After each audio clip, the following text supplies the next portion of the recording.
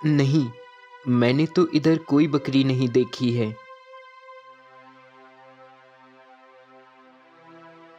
बहुत प्यास लग रही है और नदी भी पास में ही है।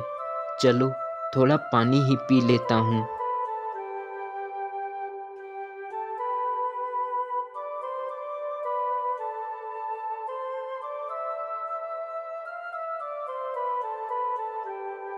कितना शीतल जल है इस नदी का। अरे, ये बकरी इधर, कहीं ये वही बकरी तो नहीं जिसे वह लड़का ढूंढ रहा था। श्याम उस बकरी को पकड़कर उस लड़के के पास ले जाता है। अरे वाह, तुमने तो आज बचा लिया मुझे, वरना मेरे पिताजी ना जाने क्या करते आज। वैसे कभी देखा नहीं तुम्हें इधर। हाँ, मैं इधर पहले कभी नहीं आया, तो आज क्या काम पड़ गया इधर जो आ गए। वैसे मेरा नाम गगन है, और तुम्हारा नाम क्या है? मेरा नाम श्याम है और मैं पास के गांव गुंजनपुर से आया हूँ। मैं एक जरूरी काम से जा रहा हूँ। श्याम उस लड़के को अपनी सारी बात बता देता है। भाई श्याम, तुम्हारे साथ तो बहुत ही गलत हुआ है। तो अब तुम अपने माता पिता को कैसे ढूंढोगे? मुझे तो कुछ समझ नहीं आ रहा है, पर मुझे ढूंढना तो पड़ेगा ही। मैं क्या कहता हूँ, तुम्हें अगर किसी ने जंगल में छोड़ दिया था तो तुम्हें उसी जंगल से ही कोई रास्ता मिलेगा तुम्हारे माता पिता के बारे में जानने का। हाँ, तुम ठीक कह रहे हो, मुझे शुरुआत उसी जंगल से ही करना चाहिए। अच्छा, मैं चलता हूँ।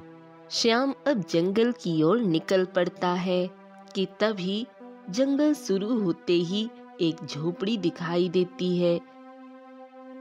इस जंगल के इलाके में ये झोपड़ी किसकी है? और ये गाय इतनी सुनसान जगह पे भला कौन रहता होगा? श्याम उस घर को देखकर उस घर के पास चला जाता है। सुनिए जी, आज हमारा बेटा होता तो कितना बड़ा हो गया होता, और आज वो हम दोनों की कितनी देखभाल करता। हाँ, और मैं इस उम्र में यूं दर दर भटकना ना पड़ता, वो हम दोनों का सहारा बनता। पर मैं वो दिन याद नहीं करता जिस दिन हमारा बेटा हमसे दूर हो गया था। अरे, ये लोग किस बेटे की बात कर रहे हैं और कह रहे हैं कि इनका बेटा आज बड़ा हो गया होता और इनका बेटा इनसे दूर हो गया था। कहीं वो बेटा मैं ही तो नहीं, और ये मेरे माता पिता ही तो नहीं है। तभी श्याम उन दोनों के पास जाता है। माफ कीजिए, मैं यहाँ से गुजर रहा था तो आपकी बातें सुनी। आप कह रहे थे कि आपका बेटा आप दोनों से दूर हो गया था। क्या आप मुझे बता सकते हैं कि आपका बेटा आप दोनों से कैसे दूर हो गया था और वो कहाँ है? बेटा, आज से कुछ वर्ष पहले हमारा बेटा, जिसकी आयु 10 वर्ष की थी, वह खेल रहा था। उसने एक पत्थर उछालकर फेंका तो वह पत्थर जाकर इस राज्य के राजा को लग गया जो यहाँ से गुजर रहे थे। पत्थर लगने पर राजा बहुत क्रोधित हो गए और मेरे बेटे को आजीवन कारावास की सजा दे दी, और उनके सैनिक मेरे बेटे को उठाकर अपने साथ लेकर चले गए थे और हम लोग कुछ भी नहीं कर सके। ओह, तो ये बात है। आप लोग बिल्कुल भी चिंता ना करें, अब आपके बेटे को मैं वापस लाऊंगा। श्याम अब राज दरबार की ओर निकल जाता है।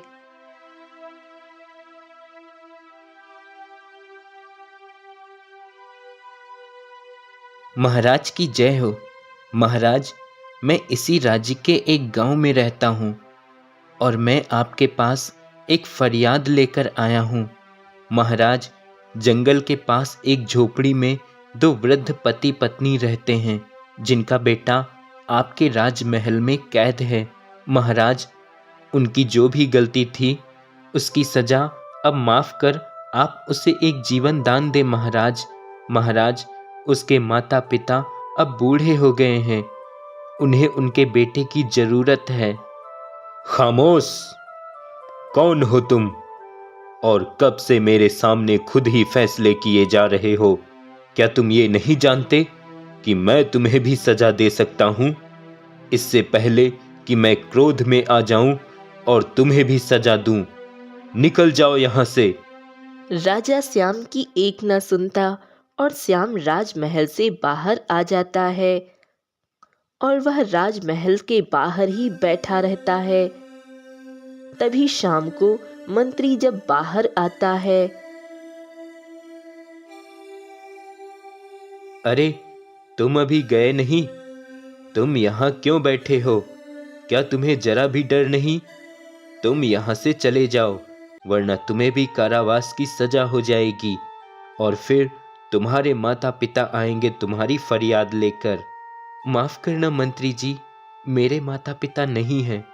उनसे तो मैं बचपन में ही बिछड़ गया था और आज तक मैं उन्हें ढूंढ रहा हूँ। तो जाओ, कहीं और ढूंढो जाकर। यहाँ रहोगे तो तुम भी गुम हो जाओगे, समझे? अब जाओ यहाँ से। श्याम निराश होकर वहां से चला जाता है।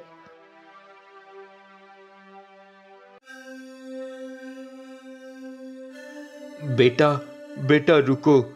बेटा, मेरी बात सुनो। जी काका, कहिए, क्या बात है? तुमने कहा कि तुम्हारे माता पिता तुमसे बचपन में ही बिछड़ गए थे। क्या ये सच है?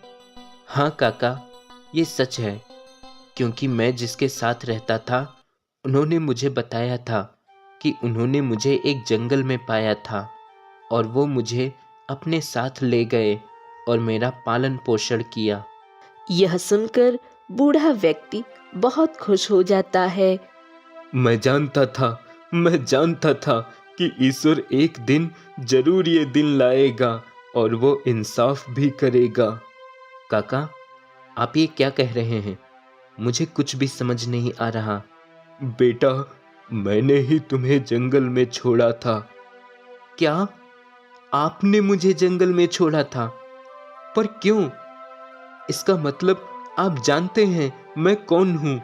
हाँ बेटा, तुम कौन हो मैं जानता हूँ और मैं ये भी जानता हूँ कि तुम्हारे माता पिता कौन हैं और वो कहाँ हैं।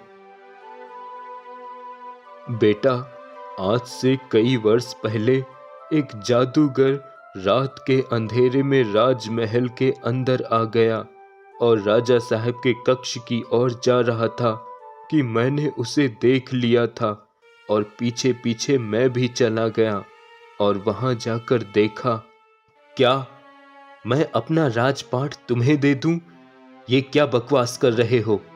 मैं बकवास नहीं कर रहा हूं। जो मैं कह रहा हूं वो मान लो, नहीं तो बहुत पछताओगे। क्या तुम मुझे धमकी दे रहे हो? क्या तुम जानते हो तुम किसे धमकी दे रहे हो?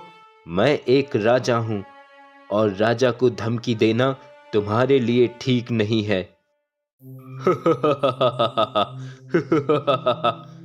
राजा हो नहीं, राजा थे और अब राजा मैं हूं। इतना कहकर जादूगर अपने जादू से राजा का वेश बना लेता है और वह हूबहू राजा के जैसा दिखने लगता है और असली राजा रानी को ले जाकर महल के एक ही गुप्त तहखाने में कैद कर देता है।